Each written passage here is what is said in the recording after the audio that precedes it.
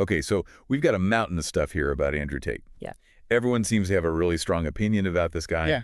But is he a genius, like some people say, or just a really good con man? Yeah, that's the question, isn't it? I mean, that's what we're going to try to figure out today. Right, exactly. Yeah. We're doing a deep dive into Andrew Tate, Yeah. trying to see if he's the real deal or just a grifter. Gifted or grifter. And we've got all this stuff, news articles and that Wikipedia page, even some social media posts to try and piece together the whole story. And it's interesting how he built this whole empire of his. I mean, he started out as a kickboxer, then he's on reality TV. Yeah.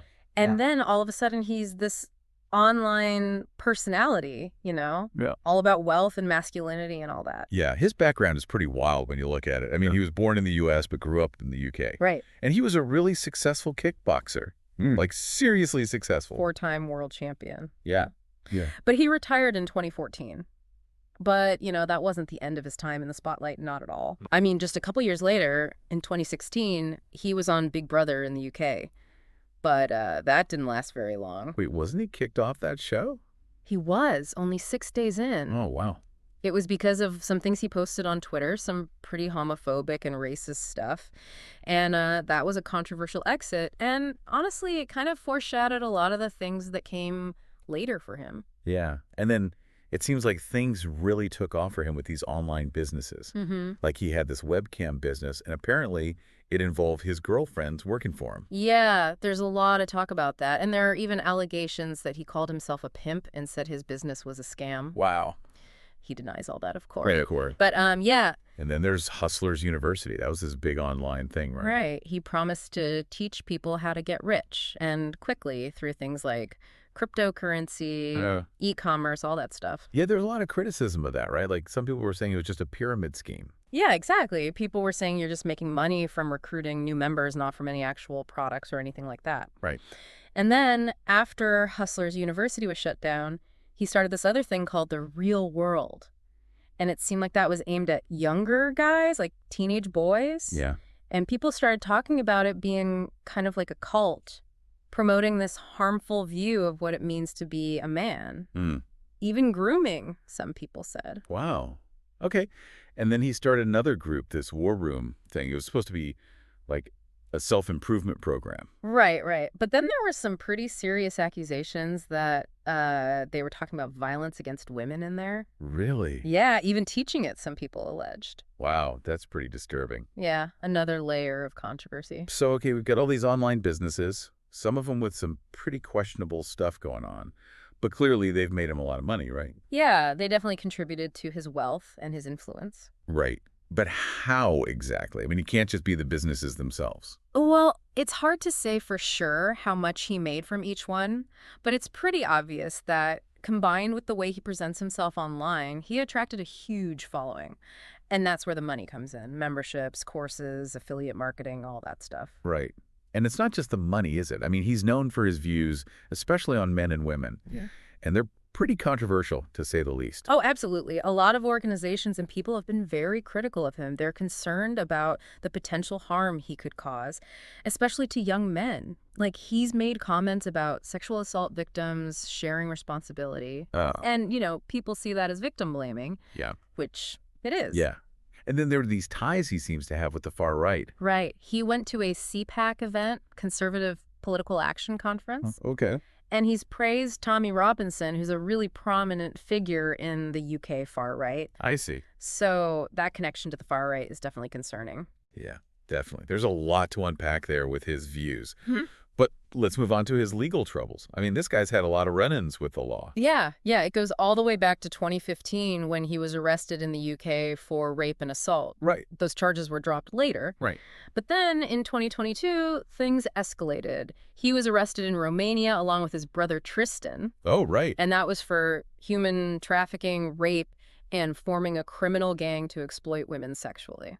Wow. And those are really serious allegations, and it put both brothers in a lot of trouble with the Romanian authorities. Yeah. And then in 2023, the charges were changed, right? Right. They were adjusted to something called human trafficking in continued form. Okay. And that kind of suggests that there's an ongoing pattern of criminal activity. Right.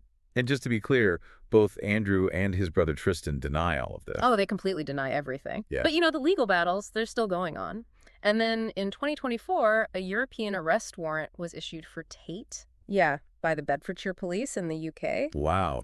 And that was for separate allegations, rape and human trafficking again. So he's basically facing two sets of charges now. Yeah. Both really serious. Yeah, it's a lot.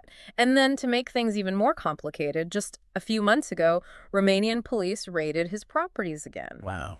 And that was part of a new investigation. This time, it was about trafficking minors and influencing witnesses. It's like every time you think things can't get any crazier, there's another twist. Right. So, I mean, with all of this going on, all these legal battles, it must have some impact on how the public sees him, right? It definitely does. But here's the thing. Even with all the controversy, all the legal trouble, Andrew Tate is still incredibly influential. Especially with young men. Yeah. There were surveys done in 2023, and they showed that a lot of young men see him as a role model. That's kind of scary, considering everything we just talked about. Yeah, it is. It's definitely something to be concerned about. And, I mean, he's been banned from so many social media platforms for hate speech and misogyny. I mean, Facebook, Instagram, YouTube, TikTok. Yeah, all the big ones. They banned him because what he was saying was so bad, so potentially harmful. Right. But he's still got a massive following, and he still manages to get his message out there. It's like he's playing whack-a-mole with the tech companies. They ban him from one place, and he pops up somewhere else. Exactly. After Elon Musk took over Twitter, he even came back to that platform. Wow. It really shows how determined he is to stay in the public eye. Absolutely. And as long as he has a platform, he's going to have influence, no matter what controversies he's involved in or what legal challenges he's facing. Okay, so we've gone through a lot here. His background, his businesses, his views, the legal stuff, and how popular he is. It's wild. Yeah. But what does it all mean? How can someone with these extreme views and with all these serious charges against him still be so popular? Yeah, that's a big question. And it's one we're going to dig into in the next part of our deep dive. We need to figure out why someone like Andrew Tate is so appealing to people and what that says about our society. Yeah. Yeah, it's a question a lot of people have been asking. And I think to really understand it, we need to look at what's going on in society, like on a bigger level. Okay, I'm listening. What do you mean? Well, one thing about Tate is he presents himself as like this self-made millionaire. You know, he did it all himself on his own terms, and he pushes this really strong hyper-masculine image. Yeah, total wealth, power, being dominant, all that. Exactly. Like, Yeah. he's got the blueprint for being an alpha male, and he's selling it. Do you think that's what makes him so popular with young men? Like, is that the appeal? I think it's a big part of it, for sure. We're living in a time when, you know, traditional ideas about masculinity are being questioned, challenged, all of that. And Tate comes along with this message that's like super clear, very black and white. It's like he's saying, here are the rules, here's how you be a man, and if you follow them, you'll be successful, you'll be happy. But some of those rules, some of that message, it's really harmful, especially his views on women. Oh, absolutely. It's incredibly problematic. He's often straight up misogynistic, talking about women in a way that's demeaning, disrespectful. Yeah. He sees them as objects to be controlled, conquered. It's really disturbing. Yeah. And that kind of message, it can do real damage, you know? It reinforces negative stereotypes and contributes to a culture where violence against women is accepted. Right. And we can't forget about the charges against him, the human trafficking and exploitation. If those are true, it blows his whole self-made millionaire thing out of the water. Yeah, if that's what he's really doing, it completely changes the story.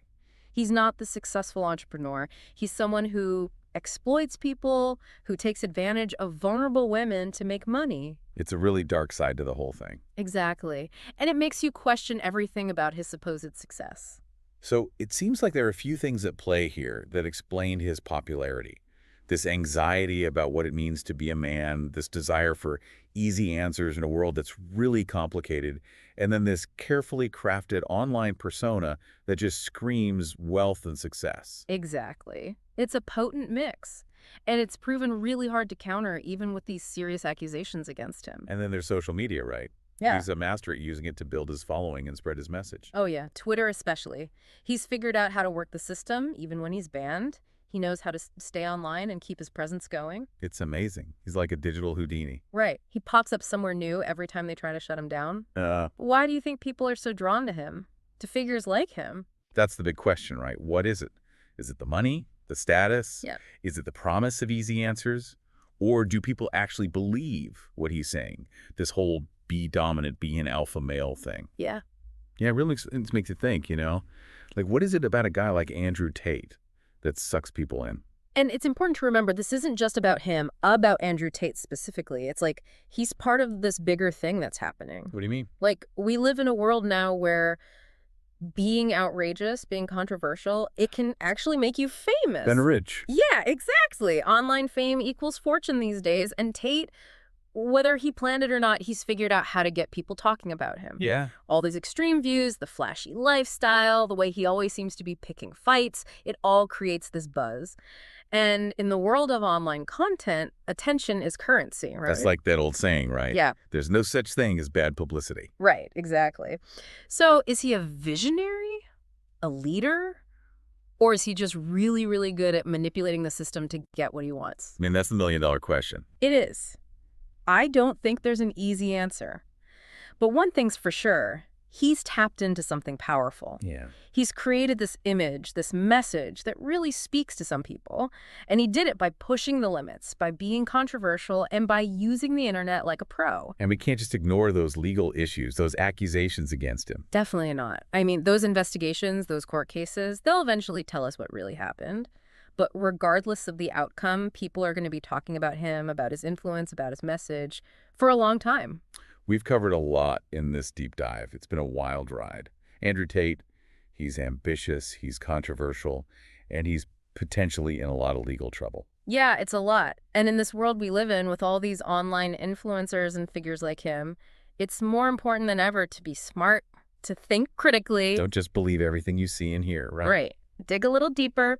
Ask yourself why someone's doing what they're doing. Think about what the consequences might be. Like, don't just accept things at face value.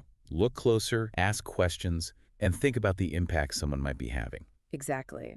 When you've got someone who's charismatic and controversial, it's crucial to be able to see the difference between what's real and what's manipulation, between a visionary and a con artist. So next time you come across someone like Andrew Tate, ask yourself, are they actually trying to do good, or are they just in it for themselves? It's a good question to ask, and the answer isn't always clear-cut. Yeah, there's a lot of gray area out there. There is. Well, that's what we do here on the Deep Dive, try to navigate those gray areas and figure things out. Thanks for joining us for this deep dive into the world of Andrew Tate. We'll see you next time for another fascinating look at a controversial figure.